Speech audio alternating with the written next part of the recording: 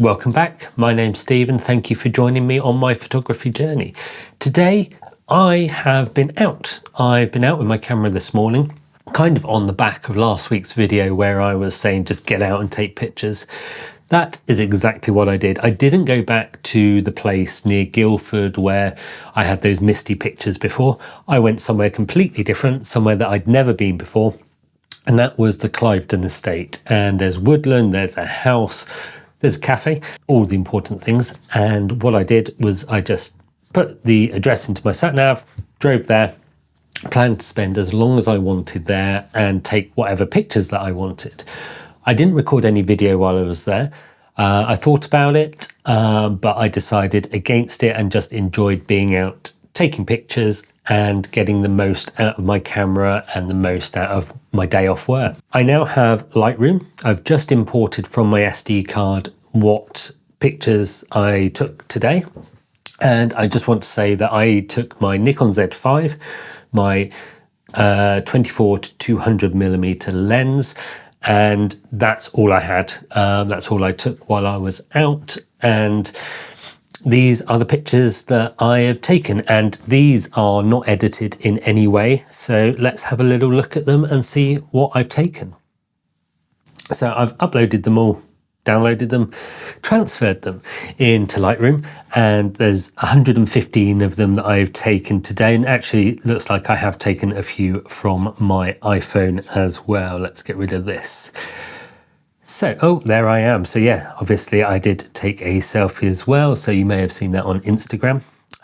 Subscribe to my Instagram if you want to see any of these kind of pictures. I had a few stories while I was out and things like that. So these are the first pictures that I took today. I'm not sure where these ones are, but as you can see, don't always get my exposure spot on with them.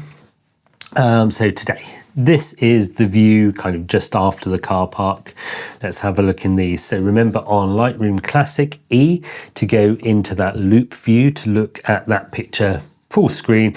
You've got the information on this right hand side. So taken on the 23rd of February 2024, which is today, and it was at f6.3 using 10 megapixels, focal length 35mm equivalent was 118mm on my Nikon Z5.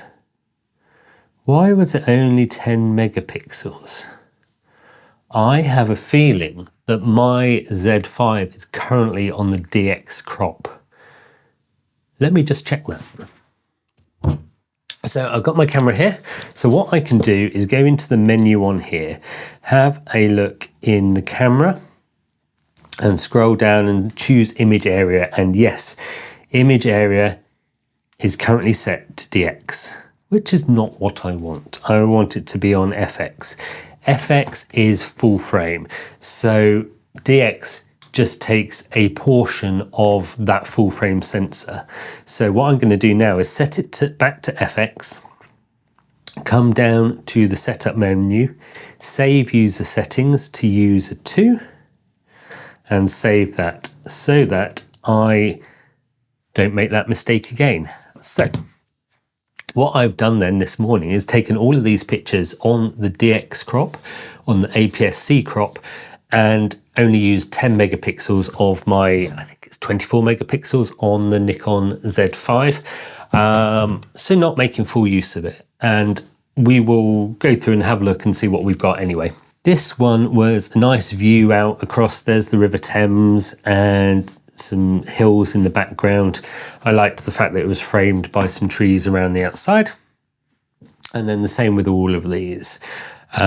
More of a look at that house that was in kind of the nearer distance. So this is at 300mm, 35mm focal length equivalent. I mentioned equivalent focal lengths and things last week, so go back and have a look at that video if that doesn't make any sense to you.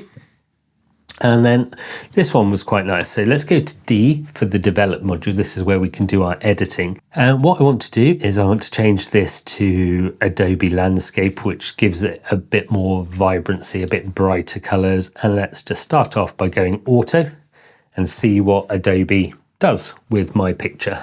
So either it doesn't want to do anything, it thinks it's perfect, or it's not working for some reason.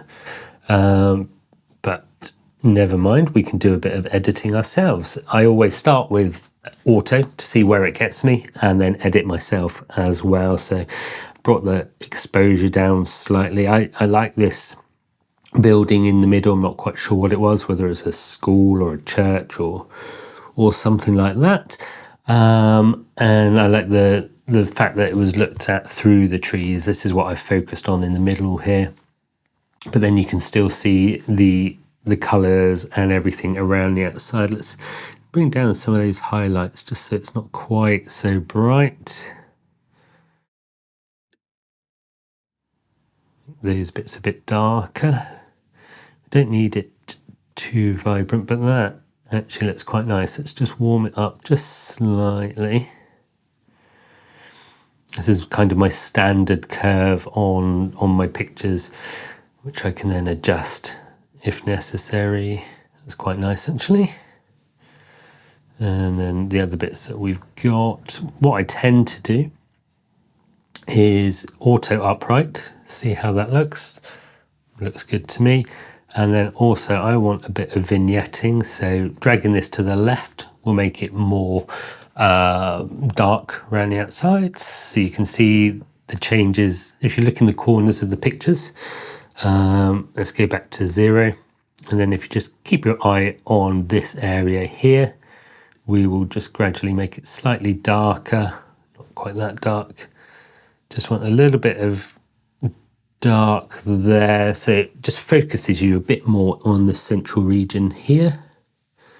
Actually, what I don't want is that white to be quite so white, so let's come back up here, and there's our whites, and then we can just drop that down slightly so that's not quite so bright in the center there. There we go, that's not too bad.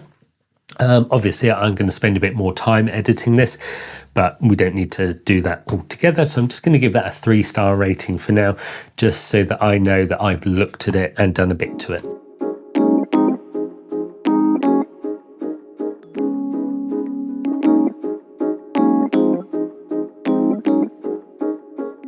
G to go back to our grid. And then let's see what else we've got. So we've got some pathways, more views over the hills. And here is some pictures where let's highlight all 3 of these together. And then what we want to do is merge these 3 into an HDR.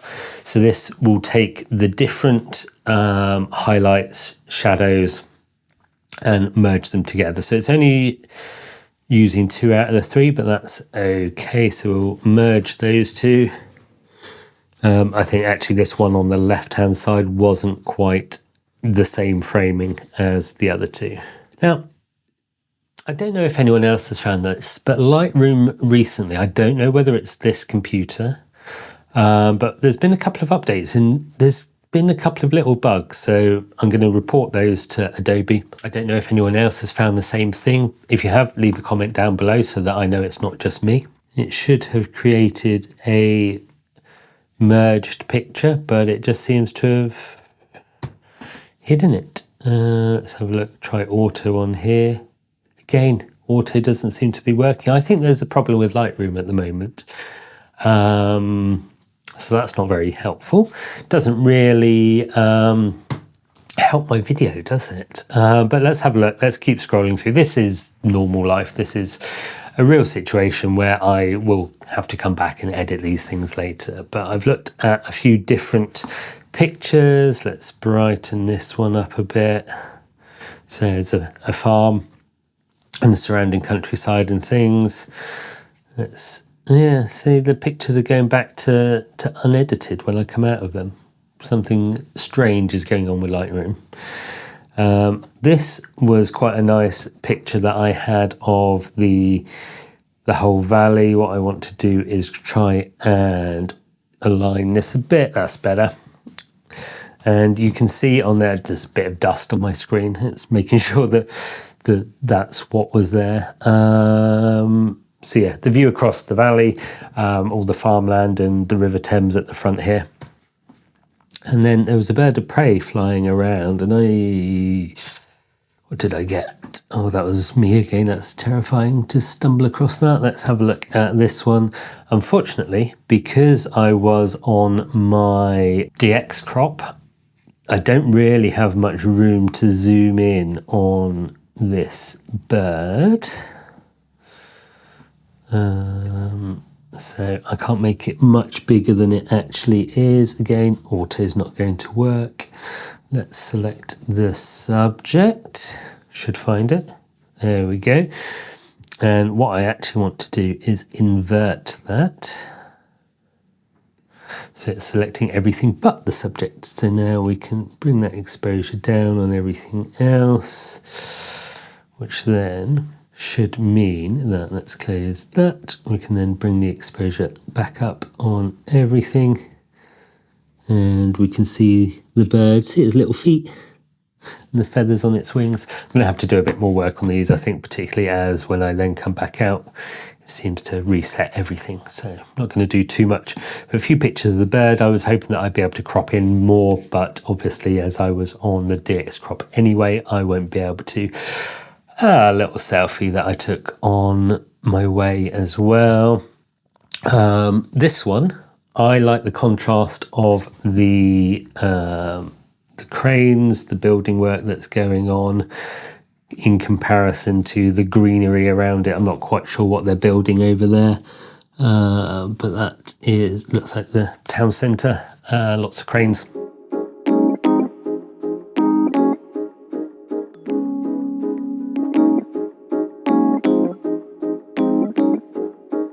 But what these were quite nice. These ones are D for develop module. This was just a flooded field, and I like the fact that you've got that flooding in the foreground with those trees, and then in the background you've got the hills and everything.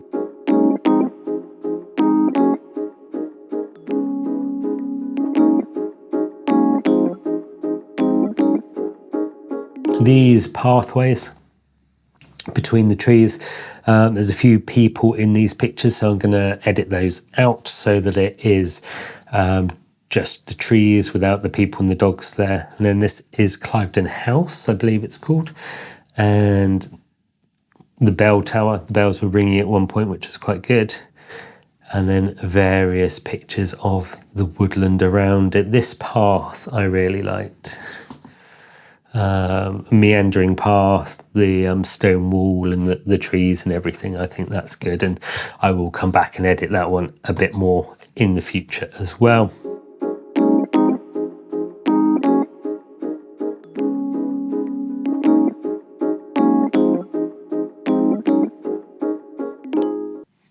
Some steps, don't think I lined them up quite right. Again, the contrast of the building, the sky, the green of the grass, and things that I liked.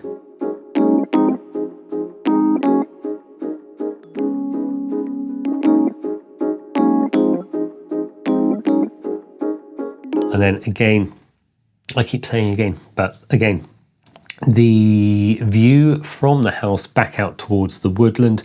This, I again stacked the images so that I was looking at exposing for the clouds, exposing for the foreground and the midground, and what I'm going to do is merge all of those.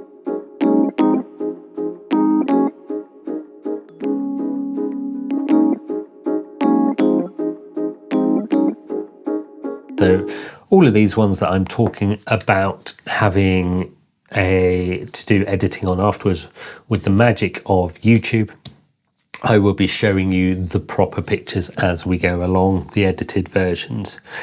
But that's one of the common mistakes. I always leave my camera on as I'm walking around so that as soon as I see something I want to take a picture of, I can do. And every now and again, because the screen on the back is a touch screen, I will take a picture of the floor, a wall or something like that. This was quite a nice area. This is a kind of little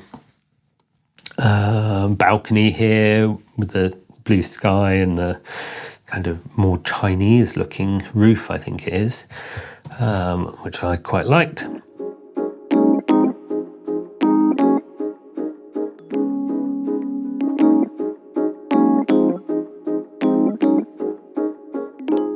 Again, more pictures of the grounds, and we'll see what we can do with those in terms of editing.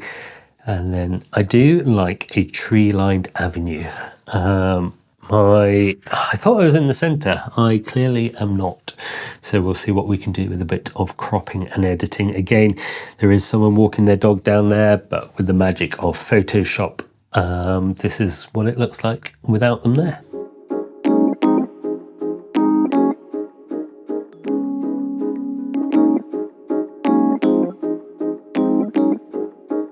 And there we go. That's back to the end now. So this was just where I was coming back to the car park, and nothing too exciting here. Next time I'm going to explain the difference in a bit more detail between an FX sensor and a DX sensor, so full frame and APS-C or crop, because that's a mistake I made today. So I didn't use my full sensor on my camera, which means that I could have got different pictures, but I obviously did that on purpose as a lead into the next video. Let's go with that. So if you want to see that video, don't forget to subscribe. What are the kind of mistakes that you've made, like me leaving the DX crop on? Have you done anything like that when you've been out taking pictures? Leave a comment down below. But other than that, no real lesson today. It's just getting out, taking pictures and learning to use your camera and remembering to get the settings right. So thank you for watching. Have a great week, and I will see you again next time on my photography journey. Bye.